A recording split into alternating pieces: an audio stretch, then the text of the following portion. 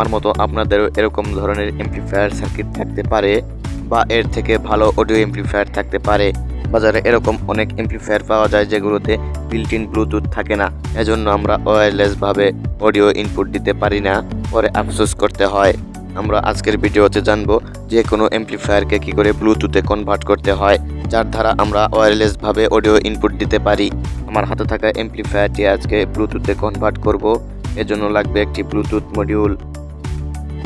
এটা খুব পরিচিত একটি ব্লুটুথ মডিউল, ইলেকট্রনিক কাজ করে যারা সবাই চেনে। যে কোনো ইলেকট্রনিক শপেই পাওয়া যায় এই ব্লুটুথ মডিউলটি। 40 থেকে 50 টাকার আশেপাশে দাম হলেও কার্যকর কিন্তু অনেকটাই বেশি, অনেকটাই লাউড সাউন্ড পাওয়া যায় এটার মাধ্যমে। আমরা প্রথমে জানবো এটি কী করে কাজ করে আর এর মধ্যে কী কী কম্পোনেন্ট ব্যবহার করা হয়েছে সেগুলো সম্পর্কে এক নজরে জেনে নেব। সার্কিটটির মূল অংশ ধরে রয়েছে একটি কন্ট্রোলার আইসি, যার মাধ্যমে গঠন প্রক্রিয়া শুরু হয় আর চলতেই থাকে।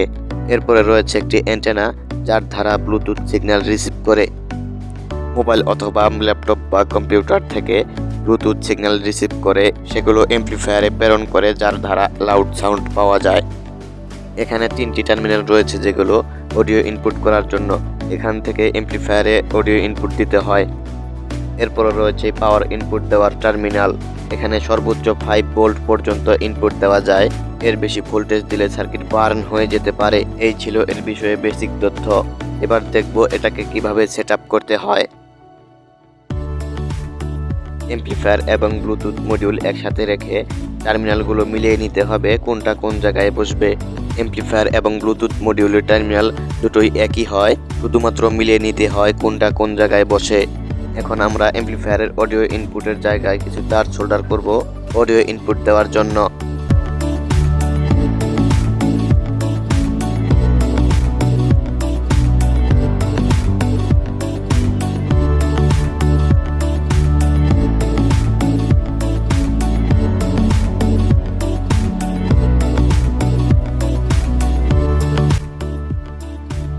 এমপ্লিফায়ারের মধ্যে তারগুলো সোল্ডার করা শেষ হলে ব্লুটুথ মডিউলের মধ্যে তারগুলো সোল্ডার করতে হবে, যেমন করে এমপ্লিফায়ারের মধ্যে সোল্ডার করেছিলাম।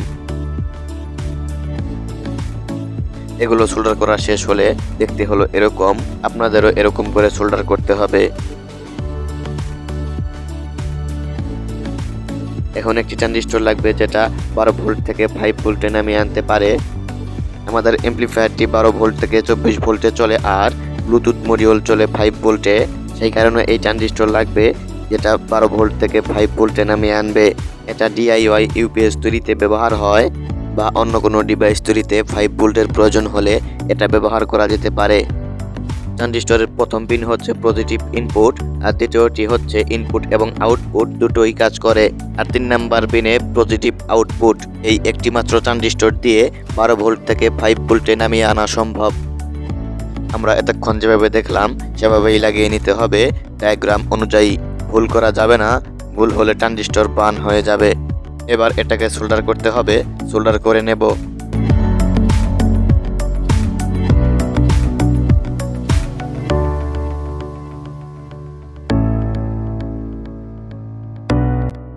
সোল্ডার করা শেষ হলে দেখতে হলো এরকম। এবার একটি কালো তার নিয়ে মাঝখানের পিনের সাথে সোল্ডার করব।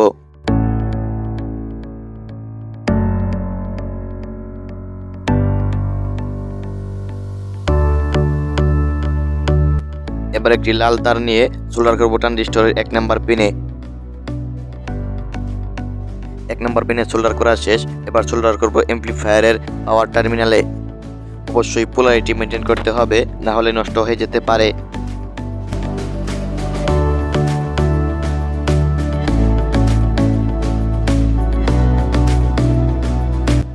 আমাদের সবকিছু কানেকশন দেওয়া শেষ। আমাদের এমপ্লিফায়ারটি হয়ে গেছে ব্লুটুথ এমপ্লিফায়ার। এতে এখন 12 ভোল্ট পাওয়ার দিলে এটা ব্লুটুথে কাজ করবে। চাইলে এটাতে অক্স কেবল ব্যবহার করা যেত, সেটা হয়তো আলাদা ফ্যাসিলিটি। এছাড়াও ভলিউম কন্ট্রোল করার জন্য একটি ভেরিয়েবল রেজিস্টার লাগানো যেত, এটা করিনি কারণ মোবাইল দিয়েই সাউন্ড কম বেশি করা যাবে। এখানে একটি স্পিকার কানেকশন করতে হবে আর পাওয়ার ইনপুট দিতে হবে, কিন্তু তার আগে এগুলোকে সুপারগুলো দিয়ে আটকে নেব। আটকানোর পর হয়েছে এরকম। এখন এটা একদম কমপ্লিট হয়ে গেছে, ব্যবহার করা যাবে। এখন এটার জন্য একটি স্পিকার লাগবে। আমি নিয়েছি 6 ইঞ্চি মানের একটি স্পিকার। 15 থেকে 20 ওয়াটের মধ্যেই এর রেঞ্জ রয়েছে। পিভিসি পাইপ দিয়ে কেস বানিয়ে নিয়েছি, তেমন একটা ভালো হয়নি, তবে কাজ চালানো যাবে। এখন স্পিকারটি সংযোগ দেব অ্যাম্প্লিফায়ারের মধ্যে। এখানে পোলারিটি মেনটেন করতে হয় না, যে কোনোটাই দিলে হয়।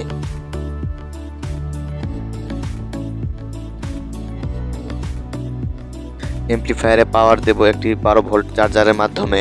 সংযোগ দিয়ে নিচ্ছি।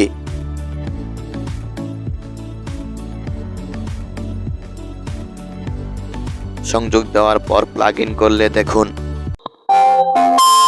Bluetooth mode.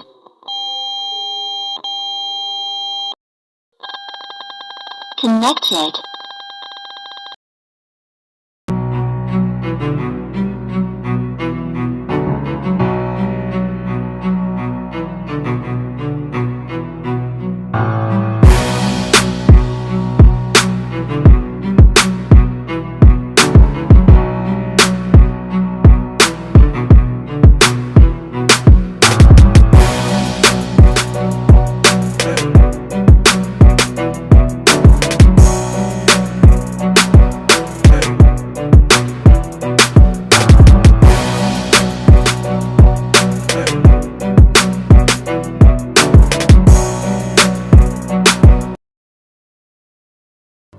আপনারা তো দেখতেই পেলেন এটার মাধ্যমে কিরকম ধরনের সাউন্ড পাওয়া যেতে পারে। আর ব্লুটুথও খুব ভালোভাবে কাজ করছিল। আপনারা এগুলো কিনতে চাইলে কিনতে পারেন, লিংক দেওয়ার চেষ্টা করব ডিসক্রিপশনে। বিভিন্ন গ্যাজেটের রিভিউ এবং আইডিয়া পেতে এখনই সাবস্ক্রাইব করুন মেক টেকনোলজি বাংলা চ্যানেল, আর বেল আইকনে ক্লিক করতে ভুলবেন না। ধন্যবাদ সবাইকে ভিডিওটি দেখার জন্য।